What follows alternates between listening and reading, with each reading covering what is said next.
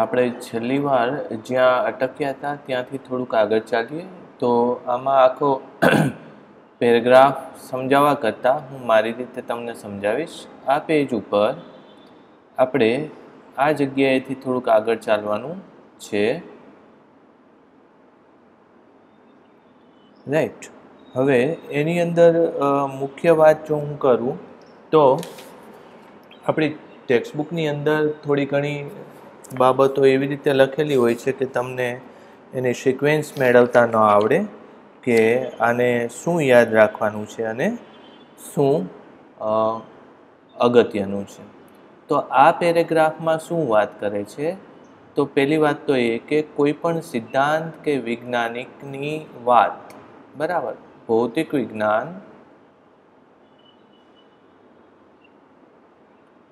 વિજ્ઞાનનો સંશોધક અથવા તો એક્સપર્ટ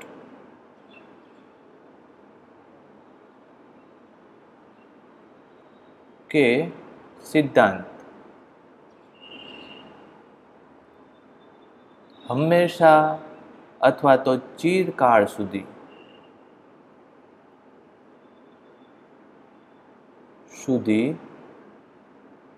સાચો રહે તે જરૂરી નથી.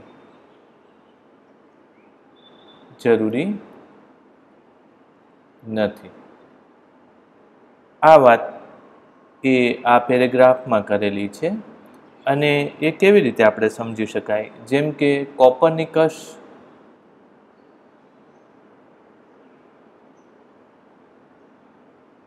હિલિયોસેન્ટ્રિક થિયરી આપેલી, એટલે કે સૂર્ય કેન્દ્રમાં છે એવી વાત કરેલી, રાઈટ.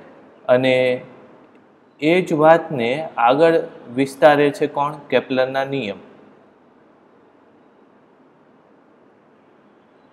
એટલે કેપ્લરના નિયમ થોડું એમાં ફેરફાર કરે છે. કોપરનિકસ એમ કહે છે કે દરેક ઉપગ્રહને કેવી કક્ષા છે? વર્તુળાકાર કક્ષા છે. જ્યારે કેપ્લર એમ કહે છે કે એ લંબવૃત્તીય છે. લંબવૃત્તીય એટલે અંડાકાર હોય છે, બરાબર, આવી કક્ષા હોય છે, એવું સૂચન કરે છે કોણ? કેપ્લર. જ્યારે કોપરનિકસ એમ કહે છે કે ગ્રહોને અથવા તો પરિભ્રમણ કરતા બધા જ પદાર્થની કક્ષા આવી હોય છે. અને એના આધારે આ લંબવૃત્તીય કક્ષાના વિચારને આધારે ઘણી સારી રીતે આ સિદ્ધાંતો સમજી શકાય છે. ત્યારબાદ એક બીજું ઉદાહરણ આપણે લઈએ તો કે ન્યૂટનના નિયમો. ન્યૂટનના નિયમો આમ આજે 100% સાચા છે. 100% તો નહીં કહીએ, પણ સાચા છે અને આપણે વ્યવહારમાં ઉપયોગ કરીએ છીએ, બરાબર. પણ ન્યૂટનના નિયમો ક્વોન્ટમ યંત્રશાસ્ત્ર અથવા તો એમ કહીએ કે સૂક્ષ્મ સ્તર ઉપર ખોટા પડે છે, બરાબર. આમ લખીએ, સૂક્ષ્મ સ્તર પર ખોટા છે. કયા નિયમોની વાત કરીએ છીએ? તો કે ગ્રહો સૂર્યની આજુબાજુ જે ગ્રહ ફરતા હોય છે એને ન્યૂટનના નિયમો બહુ સારી રીતે સમજાવી શકે છે. અને આ શું છે? સૂર્ય છે. પણ એ જ વસ્તુ જો તમે ઇલેક્ટ્રોનની વાત કરો, પરમાણુની અંદર ફરતો હોય, ધન વિભારની આજુબાજુ ઇલેક્ટ્રોન જો ફરતો હોય, એની સમજૂતી આપવા જાઓ તો ન્યૂટનના નિયમથી એ સમજૂતી આપી શકાતી નથી. એટલે આપણે એમ કહીએ કે ન્યૂટનના નિયમો કાયમી સાચા જ હોય છે, બરાબર. આ બધા જ નિયમો કોઈ ખોટા પડતા નથી એવું જરૂરી નથી. સૂક્ષ્મ સ્તર ઉપર ન્યૂટનના નિયમો ચલાવી શકાય નહીં. એવી જ રીતે બીજી એક વાત છે કે પહેલાં એવું ધારવામાં આવતું કે એલિમેન્ટરી પાર્ટિકલ, એલિમેન્ટરી એટલે પાયાના કણો, એલિમેન્ટરી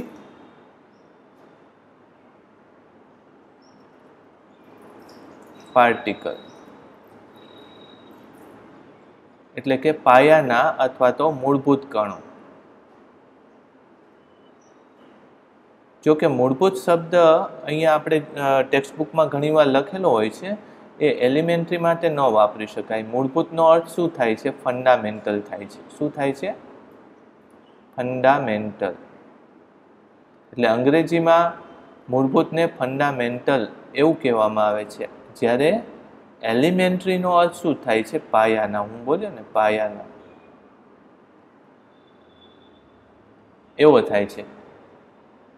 એટલે એમાં બંનેમાં તફાવત છે થોડો. પાયાના એટલે કે જ્યાંથી શરૂ થયું એની પહેલાં કંઈ નહોતું.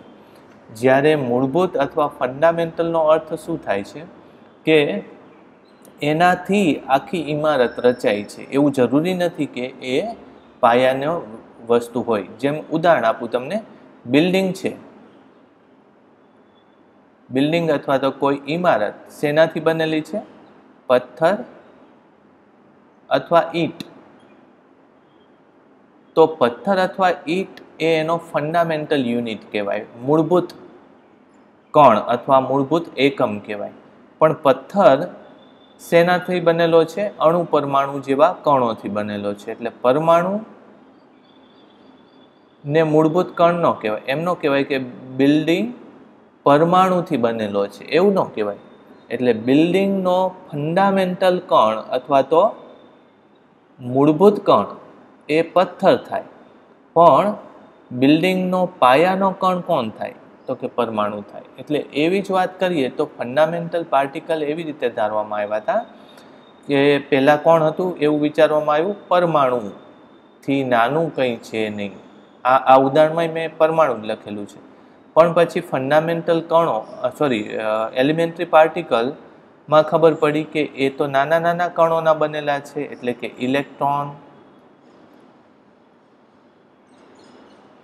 ઇલેક્ટ્રોન, પછી પ્રોટોન, પછી ન્યુટ્રોન. એટલે ત્યારબાદ એલિમેન્ટરી કણો જે પહેલાં ધારવામાં આવ્યા હતા પરમાણુ, પછી લોકોએ થોડુંક સુધારો કરી નાખ્યો અને ઇલેક્ટ્રોન, પ્રોટોન, ન્યુટ્રોન વગેરેને ફંડામેન્ટલ કણો ધારવામાં આવ્યા. પણ વધારે સંશોધન થયું ત્યારે લોકોને એ ખબર પડી કે આ પણ ક્વાર્ક જેવા અથવા તો ઘણા નાના કણોના બનેલા છે. ક્વાર્ક એના જેવા કણોના બનેલા છે. એટલે પછી નામ આપવામાં આવ્યું કે એલિમેન્ટરી પાર્ટિકલ ક્વાર્ક છે. પણ ક્વાર્કની સાથે સાથે ઘણા એવા કણો પણ મળ્યા, જેમ કે પાયોન, બરાબર, પછી સિગ્મા અથવા મેસોન, ગ્લુઓન, પછી ઘણા ટાઈપના ફર્મિયોન આવે છે. આમાં ઇલેક્ટ્રોન આવે. ઇલેક્ટ્રોન કોઈ બીજા કણનો બનેલો નથી, બરાબર. આવા નામ આપવામાં આવે. એટલે તમને ખબર પડશે કે આપણી જે ધારણા હતી એલિમેન્ટરી પાર્ટિકલની, એ પહેલાં પરમાણુ ધારતા હતા આપણે, પછી એમાં સુધારો કર્યો, પછી ઇલેક્ટ્રોન, પ્રોટોન, ન્યુટ્રોન ધારવામાં આવ્યા, પછી હજુ એમાં સુધારો કર્યો, આવા કણોથી બનેલું છે એવું ધારવામાં આવ્યું. તો આ બધી જ બાબત મેં જે તમને સમજાવી એ શેની સમજૂતી આપે છે? કે ભૌતિક વિજ્ઞાનનો સંશોધક કે સિદ્ધાંત ચિરકાળ સુધી સાચો રહે તે જરૂરી નથી. તો એ કયા બે પ્રશ્નોમાં આવ્યું એ? તો એ શેમાં આવ્યું?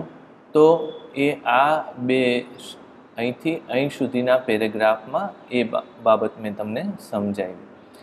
ત્યારબાદ જે આગળ આવે છે કે વિજ્ઞાનની જે પ્રોગ્રેસ થતી હોય છે, પ્રોગ્રેસ કેવી રીતે થતી હોય છે? તો કે એમાં જો કે અત્યારે આ જગ્યાએ દાખલ કરવાની જરૂર નથી, પણ હવે ચોપડીમાં લખેલું છે એટલે મેં તમને આ સમજાવ્યું.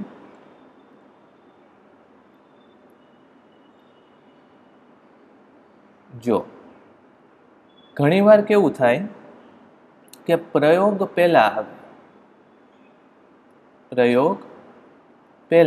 અને ત્યારબાદ એનો નિયમ કે સિદ્ધાંત આવે. જેમ કે સફરજન વાળો પ્રયોગ, સફરજન આકસ્મિક રીતે જાતે જ પડેલું, પણ આપણે વિચારીએ કે સફરજનનો પ્રયોગ ન્યૂટને કરેલો, એટલે એ પ્રયોગ થયો, એને જોયું, તો એના આધારે એને શેનો સિદ્ધાંત આપ્યો? ગુરુત્વાકર્ષણ. જો કે સફરજનની એક ઘટના જ નહોતી, એને બીજી ઘટનાઓ કઈ લીધી? ચંદ્રની સૂર્ય આસપાસની ગતિ, ચંદ્રની પૃથ્વી આસપાસની ગતિ,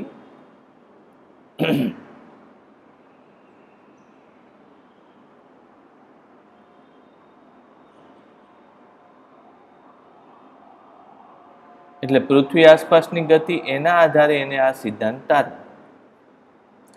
પણ બીજા એવા ઘણી બાબતો છે કે જેમ વિદ્યુતના પ્રયોગો કોણે કર્યા?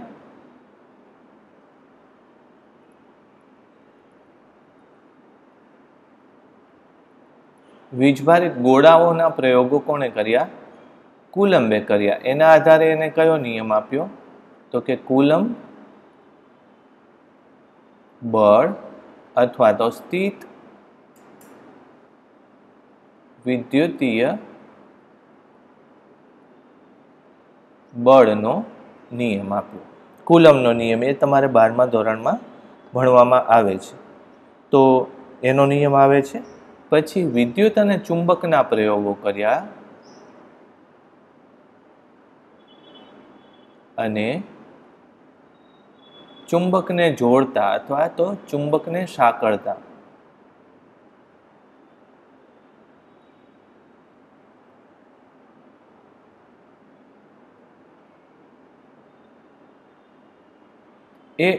એ પ્રયોગોમાં એક તો ઓર્સ્ટેડ નામના એક શિક્ષક હતો.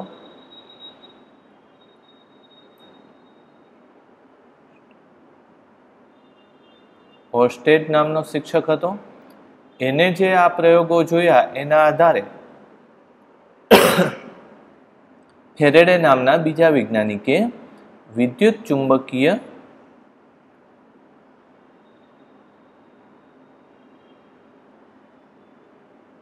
પ્રેરણ નો સિદ્ધાંત શોધી કાઢ્યો. પોતે પણ પ્રયોગ કર્યા હતા. ઓર્સ્ટેડ, ફેરેડે વગેરે વિદ્યુત ચુંબકીય પ્રેરણનો સિદ્ધાંત મળ્યો. પછી વિદ્યુત ચુંબકત્વ નાખા ઘણા બધા સિદ્ધાંત, એની અંદર તો ઘણું બધું આવે છે. વિદ્યુત ચુંબકત્વ એના ઘણા બધા સિદ્ધાંતો છે, જેમ કે બાયો-સાવર્ટનો નિયમ,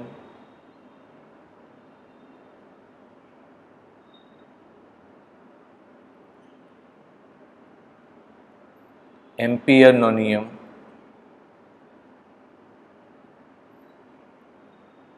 આવા ઘણા બધા નિયમો ત્યારબાદ મળ્યા. એટલે ચુંબકત્વના પ્રયોગ દ્વારા વિદ્યુત ચુંબકીય પ્રેરણના સિદ્ધાંતો મળ્યા. આ તો આના 2 ચેપ્ટર ભણવામાં આવશે. આ તો મેં 2 જ લખ્યા છે. ઘણા બધા નાના મોટા સિદ્ધાંતો એના આધારે મળ્યા અને ત્યારબાદ 2 વિદ્યાશાખાઓ લગભગ એક જ થઈ ગઈ. તો આ જે મેં વાત કરી એ શેની વાત કરી? પ્રયોગ કર્યા પછી સિદ્ધાંતો મળ્યા. પણ આપણી ચોપડીમાં જે મુખ્ય વાત આવે છે, ઘણીવાર સિદ્ધાંત પહેલા આવી જાય. સિદ્ધાંત પહેલા આવે અને પછી એને લગતા પ્રયોગો થાય. બરાબર? જેમ કે સૌથી પહેલા સિદ્ધાંત વિદ્યુત ચુંબકીય તરંગવાદ.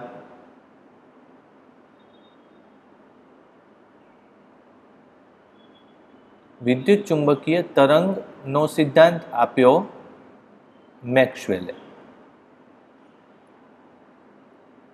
મેક્સવેલે ગણિતનો ઉપયોગ કરીને વિદ્યુત ચુંબકીય તરંગો હોવા જોઈએ એવો સિદ્ધાંત પહેલેથી આપી દીધો અને ત્યારબાદ એના પ્રયોગ થયા અને હર્ટ્ઝ નામના વૈજ્ઞાનિકે આ વિદ્યુત ચુંબકીય તરંગ બનાવ્યા લેબોરેટરીમાં. એ જ રીતે પરમાણુ મોડેલ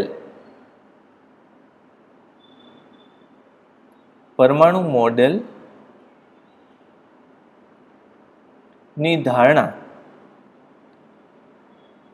જે અસ્તિત્વમાં હતી એના આધારે રુધરફોર્ડે પ્રયોગો કર્યા અને એને પરમાણુ કેવો હોવો જોઈએ એનો સિદ્ધાંત આપ્યો, એટલે કે મોડેલ આપ્યું, મોડેલ સ્થાપિત કર્યું. એટલે પરમાણુ મોડેલના આધારે રુધરફોર્ડના પ્રયોગો થયા. રુધરફોર્ડના પ્રયોગોને આધારે જે સિદ્ધાંત મળ્યો, ફરીથી પાછો રુધરફોર્ડે પરમાણુ મોડેલનો સિદ્ધાંત આપ્યો. સમજાણું? જે પરમાણુ વિશેની ધારણા હતી એના આધારે થોમ્સને કંઈક સિદ્ધાંત આપ્યો, એ ખોટો પડ્યો. એનો ઉપયોગ કરીને રુધરફોર્ડે મોડેલ આપ્યું, એ પણ ખોટો પડ્યો. અને ત્યારબાદ કોને ફરીથી પાછો પ્રયોગ કર્યા?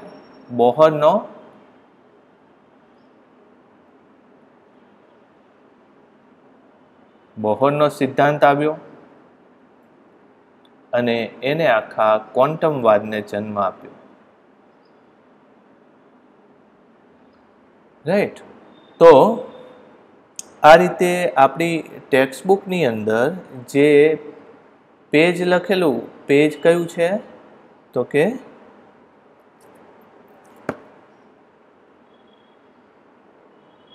હું આ પેજની વાત કરું છું. રાઈટ. તો આની અંદર એ બાબતો લખેલી છે. ત્યારબાદ જે આવે છે બાકીના પાછળ, એમાં શું આવે છે? તો કે આની વાત કરીએ. ફિઝિક્સ વિશેની થોડી માહિતી આપી છે. ફિઝિક્સની આગળ મેં પહેલા જ લેક્ચરમાં થોડીક માહિતી તમને આપેલી છે, પણ આપણે થોડીક બીજી વાત પણ આમાં ઉમેરવાની છે કે ફિઝિક્સ કરવા શું માગે છે. તો ફિઝિક્સનો કોઈ આમ તો ટાર્ગેટ હોતું નથી. એટલે આ જે માહિતી લખેલી છે થોડી અસ્થાને છે કે ભૌતિક શાસ્ત્રમાં હંમેશા આ બે વસ્તુ કરવાનો પ્રયત્ન થાય છે.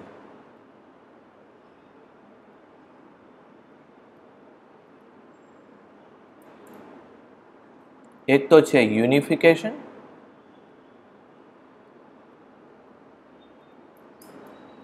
અને બીજું છે મિનિએચરાઇઝેશન અથવા તો રિડક્શનિઝમ.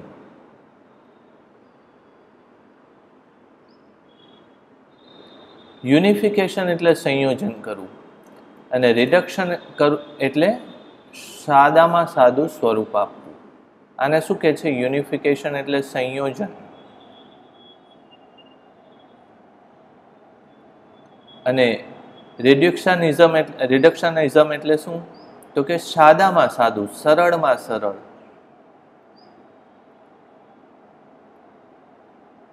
એટલે સંયોજન અને સરળમાં સરળ એવું ભૌતિક શાસ્ત્ર કરવા માંગે છે. પણ યુનિફિકેશન એટલે ઘણા બધા સિદ્ધાંતો હોય છે, એનો એક સિદ્ધાંતથી સમજાવી શકાય કે નહીં, એવી વાત કંઈક આવે છે. બરાબર.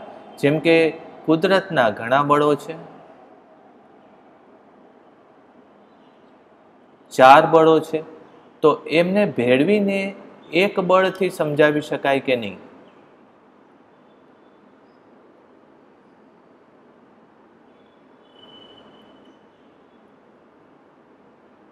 એક બળથી સમજાવી શકાય કે નહીં? અને સમજાવી શકાતું હોવું જોઈએ, પણ આપણને હજી ખબર નથી. એટલે આ બળોની બાબતમાં યુનિફિકેશન સારો એવો મોટા પાયે થતા પ્રયત્ન છે. અને એમાં આઈન્સ્ટાઈને ઘણા વર્ષો વેડફી નાખ્યા, પણ હજુ સુધી અમુક બાબતો સમજાઈ શકાય નથી. અમુક બાબતોમાં સફળતા મળી છે, જેમ કે વિદ્યુત બળ અને બીજા એક બળ ચુંબકીય બળ. આ બેને જોડી શકાયા છે અને એક જ બળથી સમજાવી શકાય છે. એને વિદ્યુત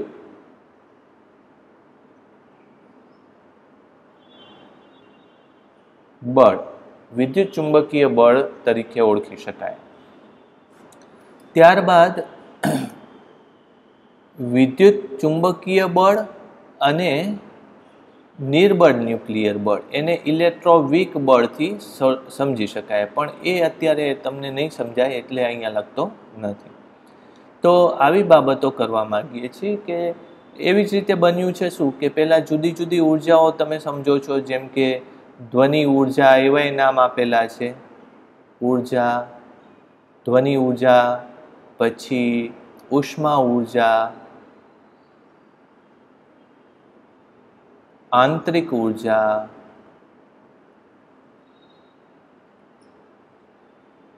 યાંત્રિક ઉર્જા, આવું ઘણું આવશે. યાંત્રિક ઉર્જા, ઘણા નામ, પણ આમાંની ઘણી બધી ઉર્જાઓ ગતિ ઉર્જા,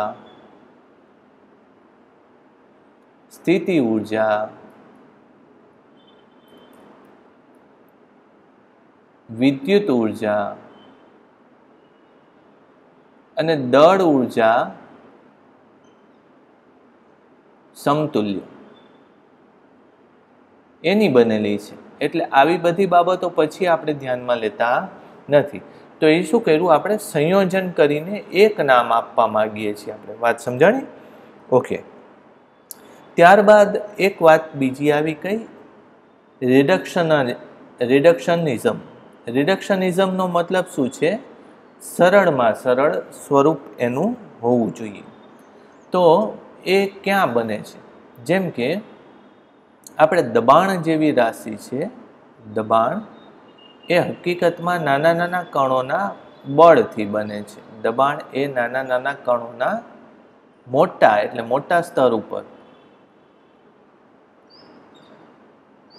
મોટા સ્તરનું દબાણ એ નાના સ્તરના બળથી બને છે. નાના સ્તરના બળથી બને છે. હું તમને એનું ઉદાહરણ આપું કે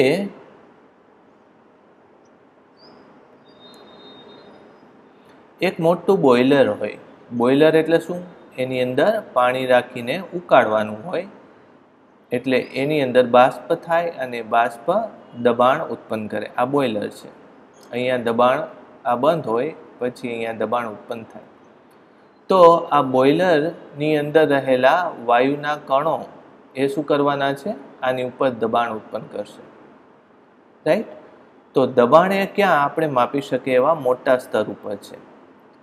પણ એ દબાણ કોણે લગાવ્યું? તો કે આ બધા નાના નાના કણો ભેગા થઈને આની ઉપર દબાણ લગાડતા હતા, બળ લગાડતા હતા, ધક્કો મારતા હતા. બરાબર? અથવા બોઇલર ધારો કે ફાટી જાય, તો ફાટ્યું શું કામ? તો કે ઘણા બધા કણોએ આ દિવાલ ઉપર બળ લગાવ્યું. તો નાના સ્તરના બળ મોટા સ્તરના દબાણમાં કન્વર્ટ થાય છે. એ જ રીતે બીજું પણ લઈ શકાય કે ગતિ ઉર્જાની વાત કરીએ તો ધારી લો કે આની જ વાત કરીએ તો આમાં જે ટેમ્પરેચર પ્રોડ્યુસ થયું, તાપમાન મળ્યું, બરાબર, એ મોટા સ્તરનું છે, માપી શકો છો તાપમાન.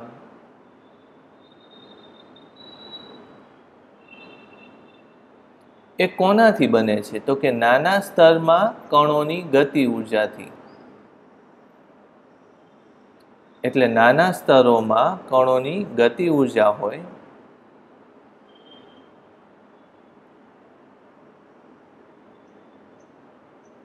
એનાથી આ બને છે. તો આ આપણી ટેક્સ્ટબુકમાં જે લખેલું છે એ બાબતો મેં તમને સમજાવવાનો પ્રયત્ન કર્યો. કયા પેરેગ્રાફની વાત કરી મેં? અહીંથી શરૂ કરીને, આ પેરેગ્રાફથી શરૂ કરીને છેક આ ન્યૂનીકરણ, આ બધી બાબતો મેં તમને સમજાવી. રાઈટ? ઓકે.